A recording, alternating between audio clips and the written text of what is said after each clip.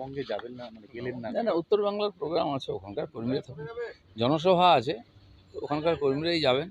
কলকাতায় যখন আসবেন আমরা এখানে থাকবো। হ্যাঁ, কিন্তু সেখানে আজকে তো তো আপনার মানে সবাই সুকান্ত মজুমদার, শুভেন্দু অধিকারী, যারা লিডার আছেন তাদের প্রোটোকল থাকে, তাদেরকে থাকতে হয় প্রাইম মিনিস্টারের সঙ্গে। আমি কোনো পদাধিকারী নেই, আমি সাধারণ কর্মী হিসেবে এখানে যখন আসবেন সেখানে যাব। দিলীপ ঘোষ পদাধিকারী নয়, কিন্তু দিলীপ ঘোষ যে অত্যন্ত সক্রিয় কর্মী বিজেপির, সেই জন্য মাঠে সক্রিয় আছে, কর্মীদের সঙ্গে আছি, আমি সাধারণ কর্মী, সাধারণ কর্মীদের সঙ্গেই আছি। না, এটা তো ডাক পেয়েছে। আপনি এই পশ্চিমবঙ্গে এটা মানতে কোনো বাধা নেই যে বিধায়ক সংখ্যা ৭৭ পর্যন্ত তুলেছেন, সাংসদের সংখ্যা ১৮ পর্যন্ত তুলে দিয়েছেন।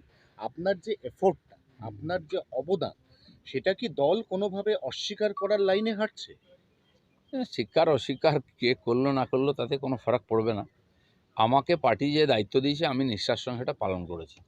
এবার যে কাজটা অসম্পূর্ণ আছে পরবর্তী যারা আসবেন তারা পূর্ণ করবেন, পার্টি এগোতে থাকে, চলতে থাকে।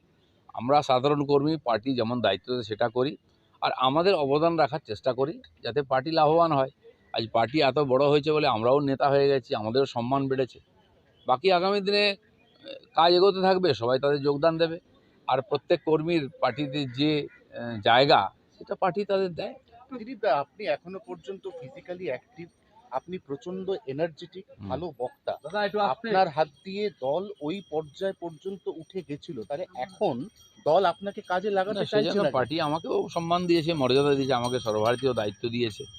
তারপর নির্বাচনের জন্য সবাইকে যারা নির্বাচন লড়েছিলেন তাদেরকে পার্টির কমিটি থেকে আলাদা করা হয়েছিল যে আপনার ইলেকশন লড়ে নিন।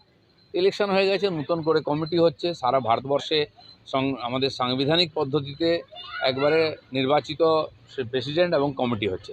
তো এবার আমরা সবাই আছি, নতুন কমিটিতে কে কোথায় জায়গা পায় দেখে সেভাবে কাজ হবে। কিন্তু দিলীপ তা ঘোষ তো আপনার কোর খারাপ লাগে কমিটির না? সদস্য। দিলীপ আপনার ঘোষ খারাপ লাগে না? না, খারাপ লাগবে কেন? আমি কোনোদিন ভাবিনি আমি প্রেসিডেন্ট হবো, আমি এমএলএ হবো, এমপি হবো। পার্টি যেটুকু বলেছে আমি সেটা করে দেখিয়েছি। আবার পার্টি যদি আমাকে দায়িত্ব দেয় আমি সেটা করবো। আমাকে যদি পার্টি বলে তুমি সাধারণ কর্মী হিসেবে কাজ করো, তো পার্টির মধ্যে থাকবো, তো পার্টির কাজই করবো। এর জন্য আমার কোনো দুঃখ নেই, আশা প্রত্যাশাও নেই। আপনার বিয়ের দিন সকালবেলা আপনার বাড়িতে সুকান্ত মজুমদার গিয়েছিলেন, অনেক বিজেপি নেতা গিয়েছিলেন, কিন্তু আপনার এই জগন্নাথ মন্দির মুখ্যমন্ত্রীর আহ্বানে সাড়া দিয়ে ঘুরে আসার পর থেকে আপনার সঙ্গে এই রাজ্য স্তরের বিজেপি নেতারা তারা যোগাযোগ রাখেন? অনেকের যোগাযোগ রাখেন, অনেকে দেখাও করছেন। এর আগেও অনেকবার এরকম অনেক ব্যাপার নিয়ে দ্বিমত হয়েছে। যারা নিজের জায়গা নিয়ে একটুখানি চিন্তায় থাকেন, অস্তিত্ব সংকটে থাকেন, তাদের একটু ভয় আছে। দিলীপ ঘোষ কোনো জায়গার জন্য লড়াই করে না, দিলীপ ঘোষ পার্টির জন্য লড়াই করেছে।